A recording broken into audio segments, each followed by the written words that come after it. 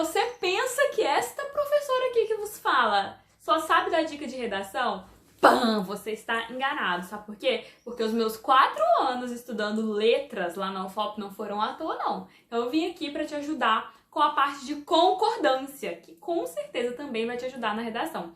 Sabe por que a gente tem tanto problema de concordância? Porque a gente pensa muito rápido. E aí, quando a gente está pensando, e aí nosso pensamento vai indo rápido, o que acontece? A gente geralmente fala o verbo primeiro e a gente tende a falar o verbo no singular. E aí depois, quando a gente pensa no sujeito, às vezes o sujeito, ele aparece como? Aparece no plural e aí fica tudo discordando, entendeu? Na nossa frase, na nossa oração. Então, por isso que é importante a gente entender concordância, para que a gente não reproduza esse tipo de coisa nos nossos textos, nas nossas redações. Então, estudar concordância é muito importante. Eu sempre falo que na fala não existe erro de português, desde que o outro entenda o que você disse, né? Mas, na hora de escrever, você precisa mostrar que domina a norma culta da nossa língua. Você precisa mostrar que entende de quê? De concordância também, né? Então, hoje eu vim aqui falar um pouquinho sobre concordância verbal. Mas, afinal, o que é concordância? Concordância vem do verbo concordar. Então, quando a gente concorda com alguma coisa, a gente se adapta àquela coisa, né? Por exemplo, eu e meu marido concordamos que eu limpo a cozinha e ele limpa o banheiro, por exemplo. Daí, o que acontece? Ainda que eu não queira limpar a cozinha, por exemplo, nós fizemos um acordo. A gente combinou. Então, a gente precisa o quê? Se adaptar.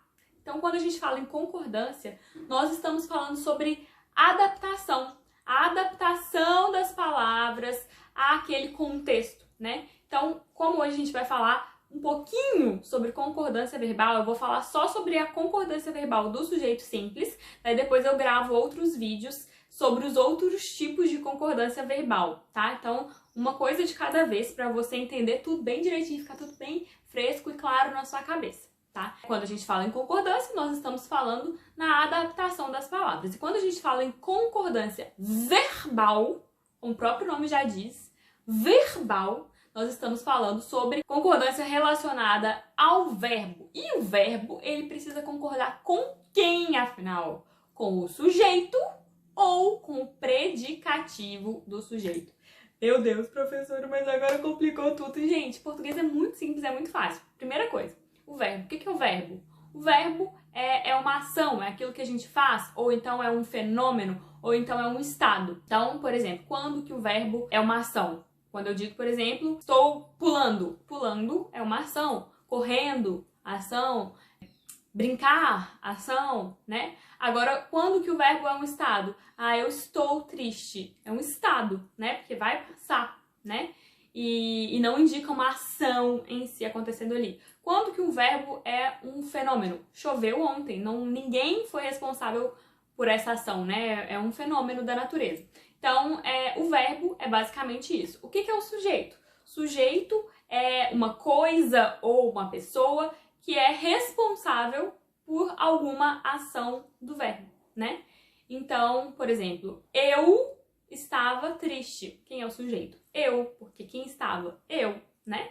Então, é basicamente isso. E o predicativo do sujeito nada mais é que uma característica atribuída ao sujeito. Então, de qualquer forma, quando a gente fala em concordância verbal, a gente está relacionando ali o verbo e o sujeito. Então, como eu falei, quando a gente está falando, é comum que a gente fale primeiro o verbo, depois o sujeito, e a gente acabe errando nessa concordância.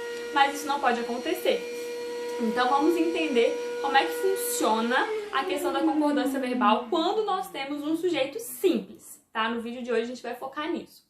Gente, então, no vídeo de hoje eu vou focar na questão do sujeito simples, tá? Da concordância verbal quando nós temos um sujeito simples. Professora, mas o que é sujeito simples? Sujeito simples é quando a gente tem apenas um núcleo no nosso sujeito, tá? Por exemplo, se eu falar João e Maria foram ao parque, por exemplo. Nós temos 2 núcleos aí, João e Maria, 2 partes importantes aí dentro desse sujeito. Então, nós temos o sujeito composto, porque tem mais de um núcleo, mais de uma parte importante. Agora, se for Maria foi ao shopping, daí a gente só tem um núcleo, que é Maria, sujeito simples, tá? Expliquei assim bem rapidinho, só pra não ficar nenhuma dúvida nesse sentido. Então, continuando. Quando a gente tem um sujeito simples, que é um coletivo, o que é coletivo?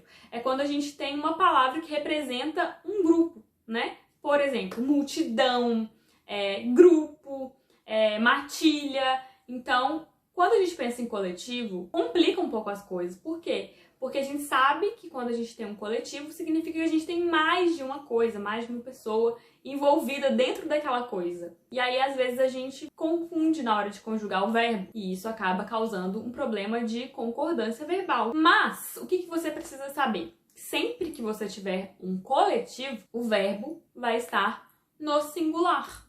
Sim.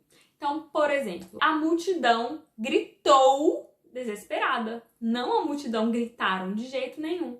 Sempre que for coletivo, verbo no singular. Então, o grupo estudou muito. Estudou no singular. Jamais o grupo estudaram. Não, tá? Então, sempre que for coletivo, verbo no singular. Tranquilo até aí, né? Muito fácil. Belezinha, tá? Mas, professora, socorro.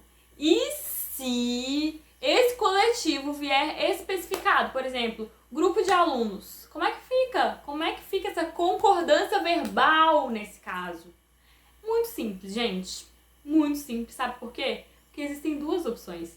Você pode concordar com o especificador, alunos, ou com o coletivo, grupo. Então, a maioria das gramáticas hoje concordam em relação a isso, né? Que você pode fazer essa concordância tanto com o coletivo quanto com o especificador. Então, poderia ser o grupo de alunos estudou ou o grupo de alunos estudaram. No singular, concordando com o coletivo, ou no plural, concordando com o especificador. Existem essas duas opções aí.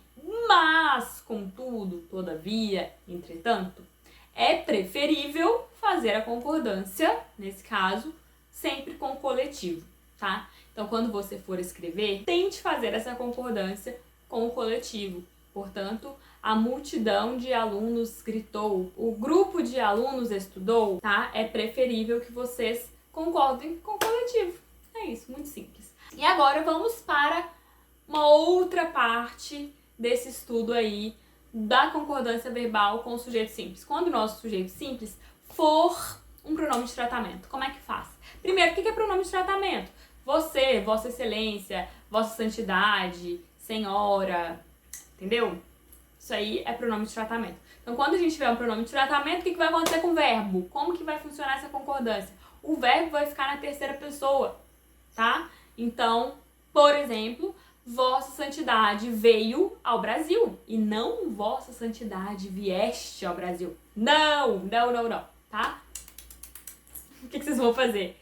Vossa Santidade veio ao Brasil. Vossa Excelência pediu silêncio, tá? Então, sempre que você tiver um pronome de tratamento, o verbo virá na terceira pessoa. Tranquilinho, né? De boa, muito fácil. Ótimo, perfeito. Então, agora vamos para a parte final dessa questão do sujeito simples, que é quando o nosso sujeito simples for que ou quem. Isso confunde muita gente, né? Como é que você diria? Fui eu que fiz, fui eu quem fiz, fui eu quem fez. Como é que funciona tudo isso? Então vamos lá. Sempre que você utilizar o que, o que vai acontecer? O verbo vai concordar com o termo que vier, que aparecer, antes do que, né? Então, fui, por exemplo. Fui eu que fiz.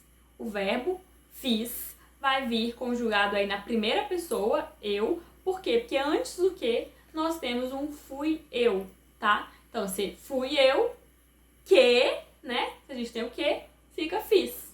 Belezinha, ok. E o quem? É a mesma coisa? Não, não é a mesma coisa. O quem é um pouquinho diferente.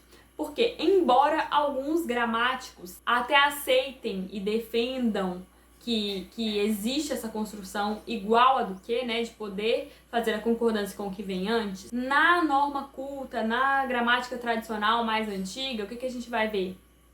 Que não era assim que era a construção da frase com o quem, né? Como é que funcionava? Quem, sempre que a gente tinha o quem, a concordância era feita com ele mesmo.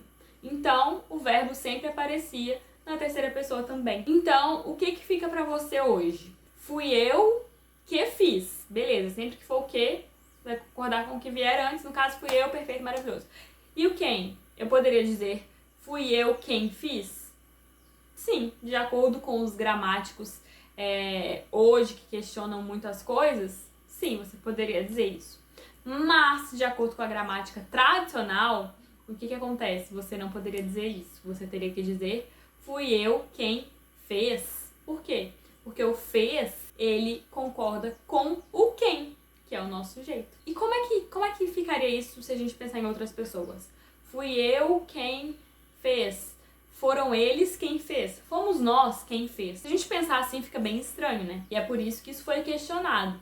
Mas, quando a gente muda a frase de lugar, a gente pensa, por exemplo, quem fez fui eu. Quem fez foi ele. Quem fez fomos nós. Quem fez foram eles. Não fica natural? Pois é. É por isso que, na gramática tradicional, o que é defendido é que o quem... Sempre que a gente tiver o quem, o verbo vai concordar com ele e vai sempre ficar na terceira pessoa, tá? Então, resumindo toda essa complicação, né? De acordo com a gramática tradicional, o correto seria ter verbo na terceira pessoa, fui eu quem fez. Mas isso foi muito criticado e hoje é aceito que você diga fui eu quem fiz também. Fomos nós quem fez ou fomos nós quem fizemos, tá? Então, quando a gente tem o quem, a gente pode fazer a concordância com o quem ou com o termo que vier antes do quem. Hoje em dia nós temos essas duas possibilidades. Mas é preferível que você faça a concordância com o quem, colocando o verbo na terceira pessoa, tá? Eu, como pessoa tradicionalíssima que sou, prefiro utilizar um verbo de acordo com a gramática tradicional, né? Porque não faz mal nenhum, né? Não faz mal. E eu acho que fica mais bonito até em alguns casos. Mas é preferível que você faça a concordância com o quem, colocando o verbo na terceira pessoa, tá bom? Então, é preferível que você diga fomos nós quem fez. Sim, pode ser esquisito, mas estará corretíssimo. Mas se você preferir dizer fomos nós quem fizemos, tá tudo bem também. Isso vai ser aceito, tá tudo certo, tá bom? Então, é isso. Eu não quis trazer mais conteúdos hoje, falando sobre sujeito composto, por exemplo, porque ia ficar muita coisa. E você precisa aprender uma coisa de cada vez para você brilhar e arrasar muito na sua redação. Então, eu farei um próximo vídeo falando sobre essas outras possibilidades aí para a concordância verbal, de algumas outras coisas que você precisa saber para arrasar nessa parte. Mas eu espero que tenha dado para aprender, que você tenha gostado do vídeo, que você tenha tirado algumas dúvidas cruéis que você já trazia aí com você, né?